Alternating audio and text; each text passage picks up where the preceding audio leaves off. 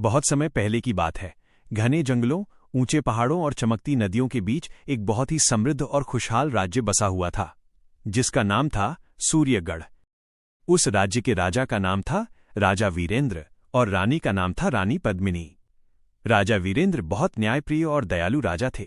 उनके राज्य में कोई भूखा नहीं सोता था। हर तरफ सुख शांति और खुशहाली थी। लेकिन महल की ऊंची दीवारों के पीछे एक ऐसी कमी थी जिसने राजा और रानी की सारी खुशियां अधूरी कर रखी थीं। रानी पद्मिनी की कोई संतान नहीं थी। रानी अक्सर महल की खिड़की से बाहर खेलते बच्चों को देखा करती। उनकी हंसी सुनकर उसके चेहरे पर मुस्कान तो आ जाती, लेकिन अगले ही पल उसकी आंखें नम हो जाती। एक शाम राजा वीरेंद्र ने रानी को उदास देखा। रानी, तुम फिर दुखी हो? महाराज, इस महल में सब कुछ है, बस एक बच्चे की किलकारी नहीं है। राजा ने धीरे से उसका हाथ थाम लिया। मुझे विश्वास है एक दिन भगवान हमारी झोली भी खुशियों से भर देंगे। लेकिन समय बीतता गया और रानी की तबीयत बिगड़ने लगी। राज्य के बड़े बड़े वैद्य बुलाए गए, लेकिन कोई भी दवा असर नहीं कर रही थी। तभी एक दिन महल में एक वृद्ध साधु आए। उनकी लंबी सफेद दाढ़ी और चमकती आंखें देखकर सभी हैरान रह गए। साधु बोले, रानी का इलाज इस संसार की साधारण दवा से नहीं होगा, इसके लिए एक दिव्य पुष्प चाहिए। कौन सा पुष्प? राजा ने घबराकर पूछा। जंगल की सबसे ऊंची पहाड़ी पर एक सुनहरा कमल खिलता है, जिसमें चमत्कारी शक्ति है। तो फिर देर किस बात की? उसे तुरंत लाया जाए। अगली सुबह राजा ने अपने सबसे बहादुर सैनिक सेनापति अर्जुन को उस पुष्प को लाने भेजा। अर्जुन कई दिनों तक घने जंगलों और खतरनाक पहाड़ों को पार करता रहा। आखिरकार वो एक रहस्यमयी बगीचे तक पहुंचा, जहां हर तरफ सुनहरी रोशनी फैली हुई थी।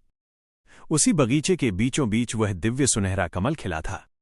लेकिन वो बगीचा एक तांत्रिक स्त्री कालिका का था। कालिका दिखने में जवान थी, लेकिन असल में वो सैकड़ों साल पुरानी मायावी तांत्रिक थी। वह उसी कमल की शक्ति से हमेशा जवान रहती थी। अर्जुन मौका देखकर वो कमल तोड़ लाया और रातों रात महल लौट आया।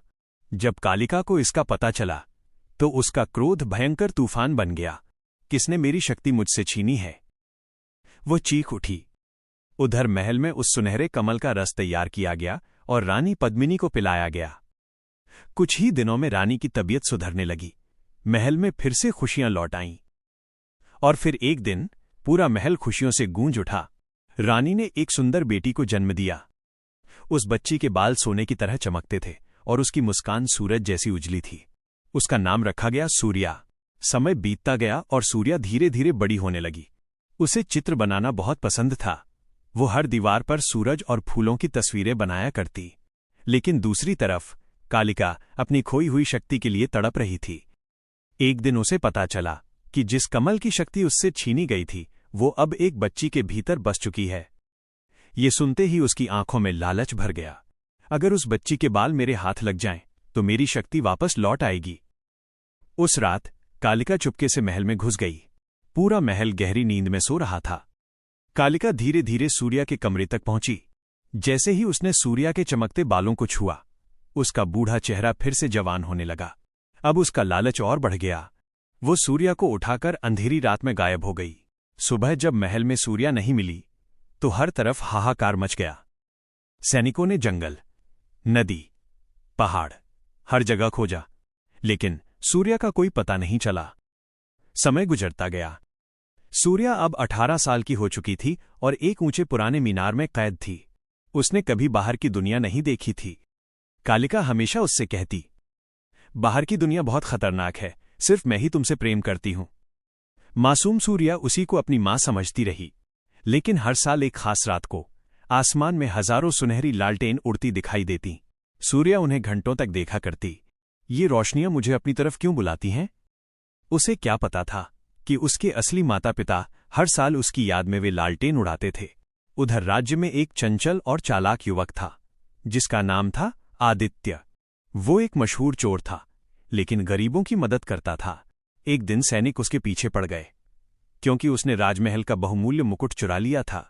भागते भागते वो उसी मीनार तक पहुंच गया, जहां सूर्या कैद थी। वो दीवारों के सहारे ऊपर चढ़ गया। जैसे ही वो कमरे में पहुंचा, सूर्या डर गई और उसने पास रखा तांबे का तवा उसके सिर पर दे मारा। बेचारा आदित्य वहीं बेहोश होकर गिर पड़ा। जब उसे होश आया तो उसने खुद को रस्सियों में बंधा पाया, तुम कौन हो? सूर्या ने पूछा। पहले तुम बताओ, तुम इस मीनार में क्या कर रही हो?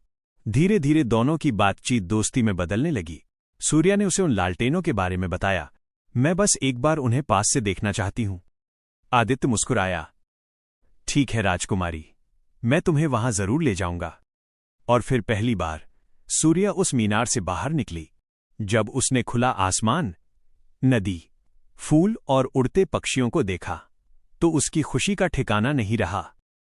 रात होते ही आसमान सुनहरी लालटेनों से जगमगा उठा। उन्हें देखकर सूर्या की आंखों में आंसू आ गए। एक लालटेन उसके पास आकर गिरी, जिस पर वही सूरज बना था जो वो बचपन से दीवारों पर बनाती आई थी। उसी पल उसे सब याद आने लगा। तो मैं असल में सूर्यगढ़ की राजकुमारी हूं। आदित्य समझ गया कि कालिका ने उसे कैद कर रखा था। दोनों तुरंत मीनार की तरफ लौटे, लेकिन वहां उनका सामना कालिका के असली भयानक रूप से हुआ। उसकी आंखें लाल थीं, चेहरा डरावना हो चुका था। सूर्या, तुम कहीं नहीं जाओगी। लेकिन अब सूर्या डरने वाली नहीं थी। तुमने मुझे प्रेम नहीं, सिर्फ कैद दी है। कालिका सूर्या के बाल पकड़ने दौड़ी, लेकिन तभी आदित्य ने तलवार से उसके जादुई बाल काट दिए और उसी पल कालिका चीखती हुई राख बन गई। मीनार टूटने लगा। सूर्या और आदित्य वहां से भाग निकले। आखिरकार सूर्या अपने असली माता पिता से जा मिली। राजा और रानी अपनी बेटी को देखकर रो पड़े। हमारी बेटी वापस आ गई। पूरा राज्य खुशियों से झूम उठा। कुछ ही दिनों बाद सूर्या और आदित्य का विवाह बड़े धूमधाम से हुआ और शादी के बाद आदित्य मुस्कुराकर बोला, वैसे वो शाही मुकुट अभी भी मेरे पास है। क्या? सूर्या चौंक गई। अरे, मैं आखिर चोर जो हूं। और दोनों हंस पड़े।